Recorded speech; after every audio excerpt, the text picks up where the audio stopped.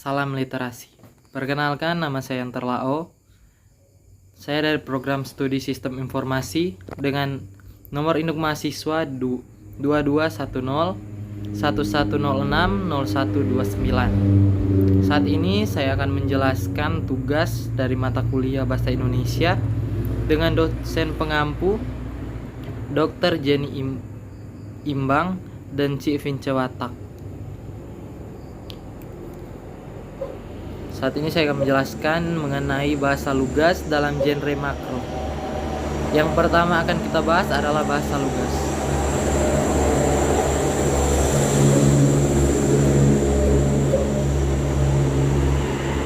Bahasa lugas adalah bahasa yang memiliki makna yang tidak mengalami perubahan atau sesuai dengan konsep asalnya. Bahasa lugas juga disebut sebagai bahasa denotasi. Bahasa lugas adalah bahasa yang tidak mengalami penambahan makna. Menurut KBBI, arti kata lugas adalah hal-hal yang mengalami hal-hal yang mengenai yang pokok-pokok, bersifat apa adanya dan tidak terbelit-belit. Berdasarkan arti tersebut dapat kita simpulkan bahwa arti dari kata lugas yang sebenarnya adalah disampaikan secara langsung dan secara tidak secara tersirat. Kata lugas juga memiliki dua macam, yaitu secara umum dan secara khusus. Kata lugas secara umum meliputi kata-kata yang mempunyai makna sebenarnya tapi masih bersifat umum. Sedangkan kata lugas terperinci adalah kata lugas yang mempunyai makna sebenarnya juga, tapi dalam arti yang lebih spesifik. Yang kedua adalah genre makro. Genre makro adalah genre yang digunakan untuk menamai sebuah jenis teks secara keseluruhan. Genre makro digunakan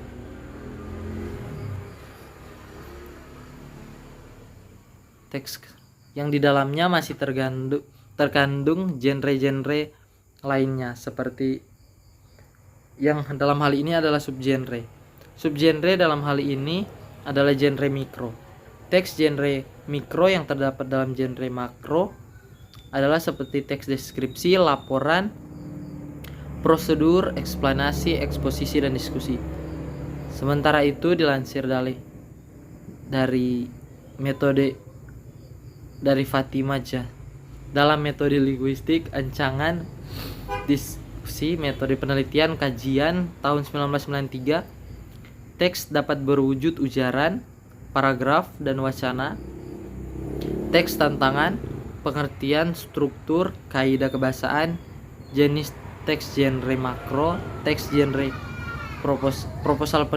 teks genre makro bentuk ragam tulis, dapat berupa artikel, jurnal berita, buku, ulasan buku, proposal penelitian, laporan penelitian, laporan praktikum, dan artikel ilmiah.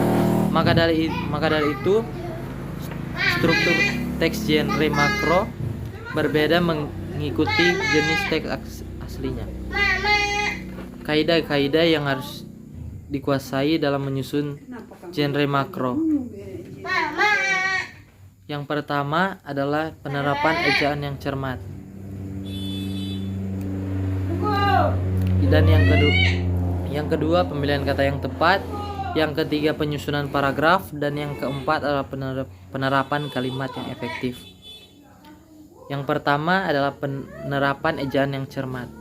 Menurut KBBI, ejaan adalah kaidah cara menggambar bunyi-bunyi, dalam hal ini kata, kalimat, dan sebagainya, dalam bentuk tulisan, penggunaan tanda baca.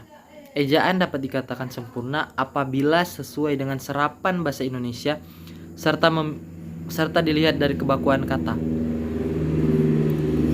Dan yang kedua, pemilihan kata yang tepat. Menurut KBBI, diksi adalah pilihan kata yang tepat dan selaras untuk mengungkapkan gagasan yang diperoleh efek tertentu. Dengan kata lain, diksi merupakan kata yang tepat untuk mengungkapkan suatu gagasan agar dapat hasil tertentu. Diksi adalah pilihan kata yang tepat untuk menyampaikan maksud yang diinginkan. Dan yang ketiga adalah penyusunan paragraf. Paragraf yang baik di sini adalah memiliki yang pertama, kesatuan, kepaduan, kelengkapan, dan urutan. Dan paragraf hendaknya hanya memuat satu kalimat topik, dan setiap paragraf hendaknya memiliki unsur kelengkapan, yaitu memiliki beberapa kalimat penjelas yang bisa berupa fakta-fakta atau contoh-contoh. Dan yang terakhir adalah penerapan kalimat efektif.